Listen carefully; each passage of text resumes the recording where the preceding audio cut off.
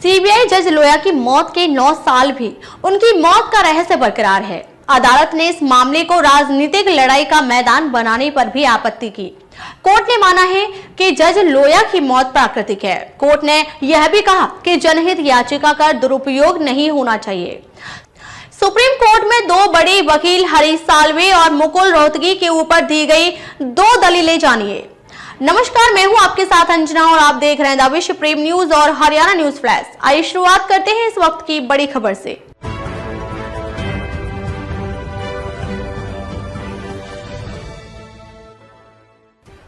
जज बीएम लोया की मृत्यु हुए 9 साल हो गए। यह अकेली एक महत्वपूर्ण संदिग्ध मौत है जिसकी जांच ना हो, इसलिए महाराष्ट्र सरकार ने देश के सबसे महंगे वकील किए और सुप्रीम कोर्ट तक यह मुकदमा लड़ा। अंत में सुप्रीम कोर्ट ने बिना किसी जांच के ही इस संदिग्ध मौत को सामान्य मौत मान लिया और मुकदमे को दाखिल दफ्तर कर दिया गया।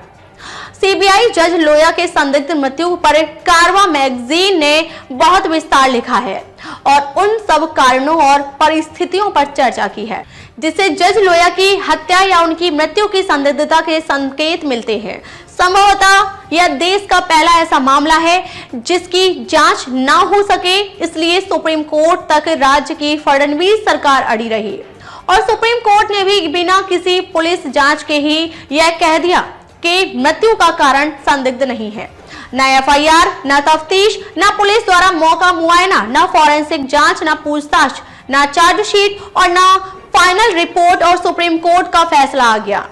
अदालत का जांच और विवेचना के कानूनी मार्ग से अलग हटकर सीधे इस निष्कर्ष पर के कोई अपराध नहीं हुआ पहुंचना हैरान करता है।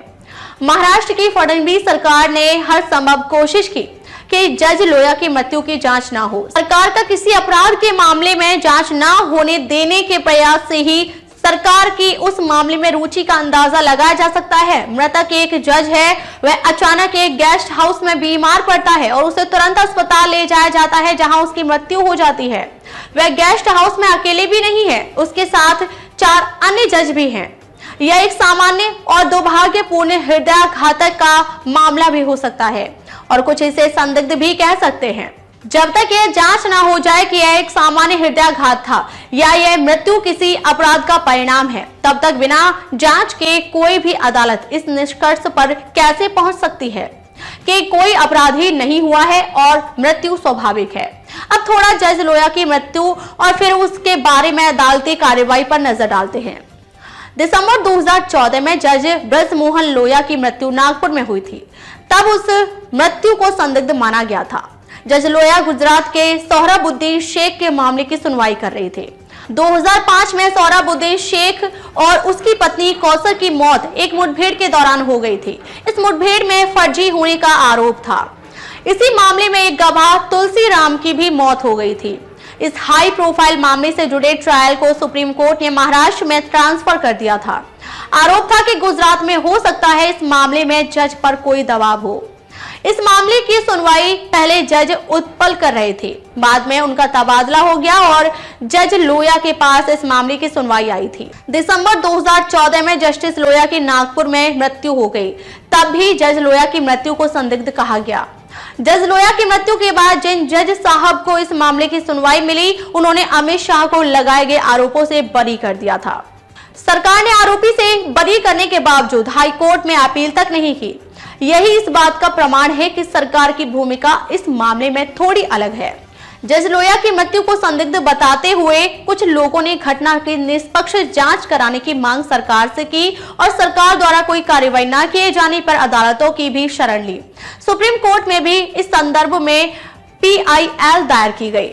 इन याचिकाओं पर सुप्रीम कोर्ट में सुनवाई हुई। सुप्रीम कोर्ट ने इस मामले में जांच का कोई आधार न पाते हुए किसी भी जांच का आदेश नहीं दिया और याचिका खारिज कर दी। कोर्ट ने कहा कि इस मामले के जरिए न्यायपालिका को बदनाम करने की कोशिश की जा रही है। सुप्रीम कोर्ट ने कहा कि जजों के बयान पर हम संदेह नहीं कर सकते। अदालत ने इस मामले को राजनीतिक लड़ाई का मैदान बनाने पर भी आपत्ति की। कोर्ट ने माना है कि जज लोया की मौत प्राकृतिक है। कोर्ट ने यह भी कहा कि जनहित याचिका का दुरुपयोग नहीं होना चाहिए। सुप्रीम कोर्ट में 2 बड़े वकील हरीश साल्वे और मुकुल रोहतगी के ऊपर दी गई 2 दलीलें जानिए। इनका जोर इस बिंदु पर अधिक था कि जो 4 जज अंतिम समय में जज लोया के साथ थे, उन्होंने लोया की मृत्यु में कोई संदिग्धता नहीं देखी, अतः उनका कथन माना जाना चाहिए। अगर जांच या विवेचना के दौरान उन जजों से पूछताछ होगी तो इससे जनता में उनके प्रति अविश्वास होगा, विशेषकर उन लोगों में जिनके मुकदमे उन जजों ने निपटाए हैं। इससे न्यायपालिका पर अविश्वास होगा। सुप्रीम कोर्ट ने भी इन 4 साथी जजों के कथन पर पूरी तरह से भरोसा किया और यह मान लिया कि मृत्यु के संदिग्ध माने जाने का कोई कारण नहीं है और जांच करने की भी कोई आवश्यकता नहीं है। सुप्रीम कोर्ट का यह कहना है कि याचिका राजनीतिक कारणों से दायर की गई है। यह बात निराधार नहीं है। वह याचिका राजनीतिक कारणों से भी, चूंकि उसमें सरकार के एक बड़े नेता पर संदेह की सुई जा रही थी, इसलिए दायर की गई है। यह मान भी लिया जाए तो जिस तरह से महाराष्ट्र की फडणवीस सरकार येन केन प्रकारेण जज लोया के प्रकरण की जांच नहीं होने देना चाहती थी, क्या राजनीति से प्रेरित नहीं है? अब तक के लिए बस इतना ही। फिर मिलते हैं एक ऐसे ही बड़ी खबर के साथ। तब तक के लिए नमस्कार और देखते रहिए द विश्व प्रेम न्यूज और हरियाणा न्यूज फ्लैश।